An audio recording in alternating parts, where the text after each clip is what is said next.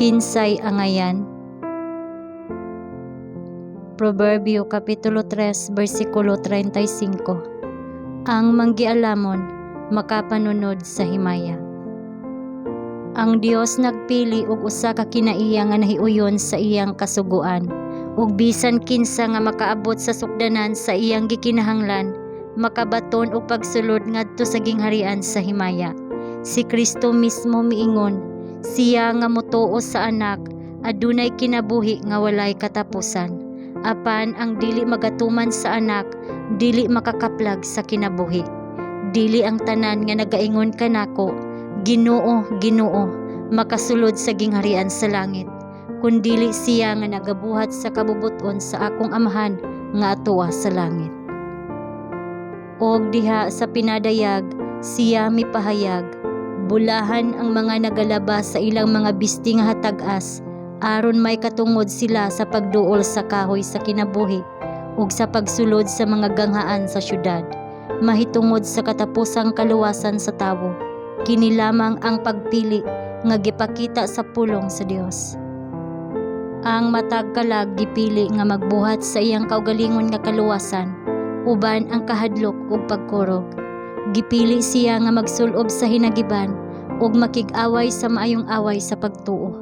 Siya gipili nga magbantay ngadto sa pag-ampo, kinsa mosusi sa mga kasulatan ug mokalagyo gikan sa pagsulay. Siya gipili kinsa adunay hugot nga pagtuo sa kanunay ug kinsa magmasulundon sa matag pulo nga mogula gikan sa baba sa Dios. Ang mga probisyon sa katubsanan libre sa tanan.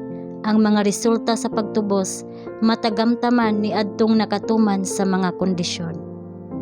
Si Satanas kanunay nga nagabuhat sa pagpaningkamot sa pagtuis sa gisulti sa Dios, sa pagbuta sa hunahuna ug sa pagpangitngit sa salabutan, ug sa ingon niini magadala sa mga tawo ngadto sa pagpakasala.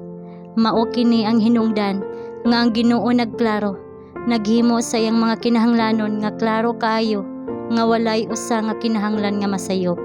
Ang Dios kanunay nga naninguha sa pagpaduol sa mga tawo ilalom sa iyang panalipod, aron si Satanas dili makabuhat sa iyang mapintas, malimbungon nga gahom diha kanila.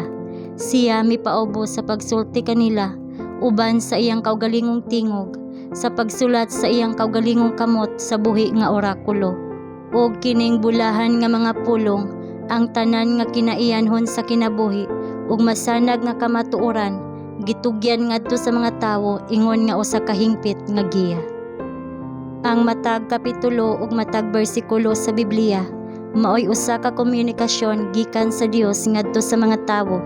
Kung tun-an ug tumanon, kini mogiya sa katawhan sa Dios sama sa mga Israelita nga gigiyahan, pinaagi sa haligi nga panganod sa adlaw ug sa haligi nga kalayo sa gabii.